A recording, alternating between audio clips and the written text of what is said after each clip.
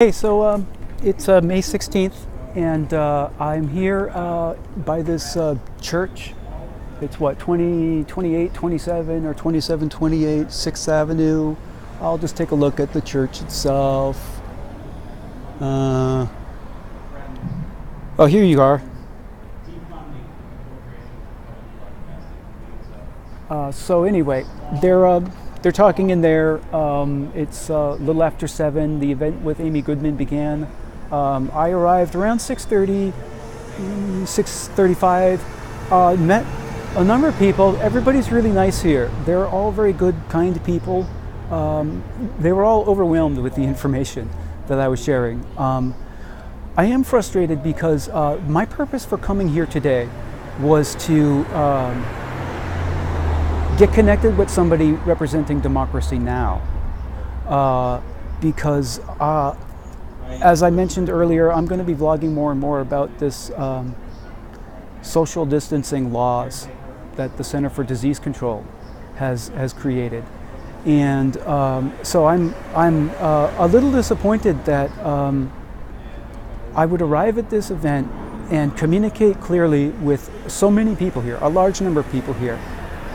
And in my opinion, I consider that the communication I conveyed today was well enough so that people from Democracy Now! Should receive the story that I'm sharing about this. As far as, the Center for Disease Control Social Distancing Law Program to be used in the event of pandemic influenza outbreak. All right, but then if you go ahead and you Wikipedia or you Google the term social distance, you discover what appears to be a pre-existing use of the term social distance. And the pre-existing term goes back to the Borgardus social distancing scale, created by the father of who established the sociology program at University of Southern California, USC. And so this Borgardus social distancing scale, beginning in the 1920s, over the course of the next half century, through the civil rights era, showed that the closer that the United States moved towards racial integration and civil rights, the less social distance there was. So it's curious why, if it is true, regardless of whether where the term social distance originally appeared in research literature, sociology literature, medical literature, where it originally came from is kind of irrelevant, because there is the Merriam-Webster's dictionary. You can look it up in Webster's dictionary. What is social distance? And it has everything to do with race and ethnicity and how much different groups accept or reject each other. And so based on this pre-existing or not definition, it seems a very bad name choice for the Center for Disease Control to name their pandemic influenza strategy, their pandemic mitigation strategy, social distancing law, because clearly there's cause for confusion, and clearly subjugated, prejudiced against communities might reject the mitigation efforts. See, that's the real danger here. I'm actually going to move a little bit away from the street. I might actually seek a quieter area in this courtyard over here to talk. I don't want to disrupt the event going on. But so the main concern is that the primary concern is that that if there was a pandemic influenza or other types of disaster, be it terrorism, germ warfare, or natural occurrence of some new virus that was very deadly, very contagious, in such an emergency event like that, we would need the public to support and cooperate with mitigation, and the disease containment strategies. And so the concern is that the name that CDC created, Social Distancing Law Project, the name itself is going to cause these prejudiced against communities to distrust and become suspicious of these government-run social distancing laws. Social distancing laws to issue curfews, area quarantine, restrictions on the movement of persons. They vary from one jurisdiction to another. It's more than just one state to another. It's actually locales within the states. And so it is very interesting that CDC, out of all of the names that CDC could have come up with, like I would suggest a simple name change is needed, at least. I mean, of course, then there's the substance of the laws themselves, and that we need to explore more deeply, because we need to change and improve those laws.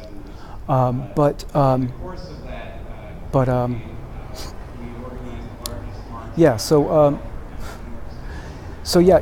But beyond the laws themselves is the name, like the name change. Like if a simple name change is surveys will reflect that public support and cooperation for social distancing laws would be less in some communities, but those same communities would be more likely to support and cooperate with a different name. Like if you named it, for example, pandemic mitigation laws, or pandemic and disaster mitigation laws, or it just goes to show Center for Disease Control, CDC, could have come up with any name that they wanted to.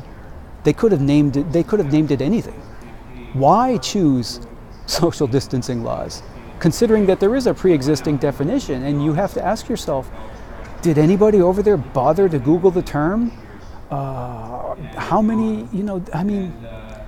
people in CDC actually work in sociology? Because they should know the Borgatis social distancing scale if they have a degree in sociology. You can pull up CDC studies that use the Borgatis social distancing scale.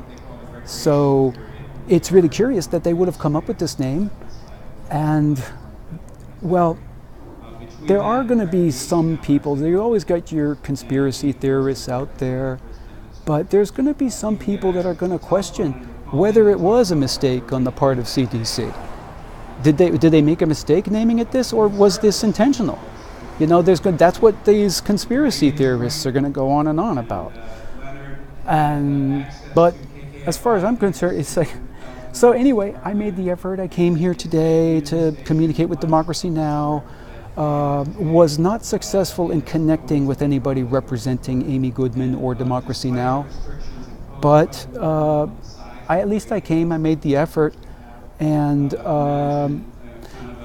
I guess as far as that goes, the left-wing, liberal people, progressives, we need news media that's not just doing token gestures. They're not just occupying a space. They're not just using some kind of fist rising up into whatever it's rising up into. We need media that achieves victory. And I'm wondering if Democracy Now! Is just set up to fail. I'm wondering if it's just a puppet propped up to occupy the television and kind of like interview people, that basically interview the important people, but do it in a way where they fail to organize anything. I mean, of course, I watch Democracy Now! All the time, and all I can say is, as far as the different groups being interviewed on Democracy Now!, I would love to work with all of them. I would love to advance all of these interests as far as LGBT and different ethnic groups. I mean, and a polygraph will prove that. People that have met me before, they'll know I'm not discriminating against anybody. And so,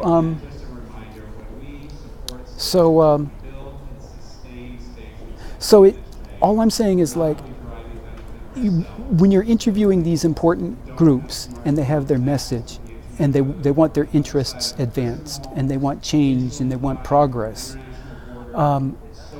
You need to actually organize something that matches the population, that fits, that actually achieves victory, that actually organizes students into something that's parent approved. I mean, that's the key. It's like, the key really is, here's the key. It's like, have a message that parents will approve of. Because when you if you can have a message that the vast majority, 80+% of parents will agree with. If you can come up with a message that 80+% of parents agree with, that's victory. That's the answer. That's like, if you everything that you're dreaming, that's how we would get somebody good in the White House, you know? And so I think that the audience base of Democracy Now! Ought to question. We're very happy to hear stories like that. Let's not doubt Amy's good intentions, okay? Because I'm sure she's a great person. But has she achieved victory? How much time, you know? And it's almost like it's a concept I'm working on, but the concept is that when Democracy Now! Is like the flagship, basically, for the progressive movement, and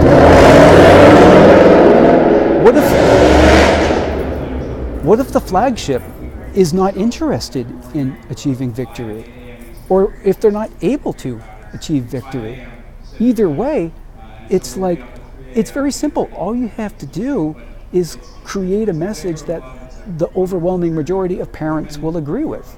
And if you can do that, you get victory. But if you can't, basically the concept I'm working on is that I think the audience thinks that as long as people are getting interviewed and as long as things are covered, that's all that you need. But that's not all you need. You need the it's almost like it's a token gesture. It's the coverage happens and people think their story got covered. You know, they got their story across and that's the end of it. But it's not the end of it. You actually need this messages conveyed to translate into action, to translate into something organized, to translate into something popular. You need to be able to popularize what you're doing. So anyway, yeah, a lot of great ideas. And so I met a lot of great people here today, and I hope that nobody's offended that I'm just speaking truthfully, off the top of my head and speculating. But at the same time, I'm sharing a lot of information. Oh, also, before I get off, it's important for the audience to understand that I've been working a long time on another issue in San Diego, and I have not really received any support in this. It's the slippery sidewalk. It's a public sidewalk across the street from City Hall, and San Diego City Hall and the NBC building. And it becomes slippery from rainwater. And I slid 18 feet on the 6 o'clock news, the local ABC affiliate, okay, 18 feet. And it's remarkable and noteworthy that out of the entire audience, nobody questioned what they were looking at. Everybody who saw it, if they recognized what they were looking at, they didn't dispute, they didn't question it being a hoax. They knew that's the way that it is. And when you think that you can have something that slippery that could cause a bashing pediatric head injury if it's neglected year after year. The point that I've been communicating to people here today is like, you could have a mom simply standing on the sidewalk, holding her baby. And if you can have a jogger or someone running to catch a trolley slide 10 feet, 20, 30 feet, okay, 30 feet. I've slid 28 feet, and this was 30 minutes after the rain stopped, okay? So realizing this, you could have somebody slide into a mother holding her baby. And when you realize that could cause a bashing pediatric head injury. And it's remarkable that out of all of the people in this community, I am the only active bystander. And I'm going to continue being an active bystander. I'm going to continue whistleblowing. I'm going to continue to follow the active bystander training so that I can call people out by name. And I can make sure that I grab their attention, and they might not have the courage to actually support me just yet, but I'm going to continue doing this until somebody medically qualified, specifically pediatricians,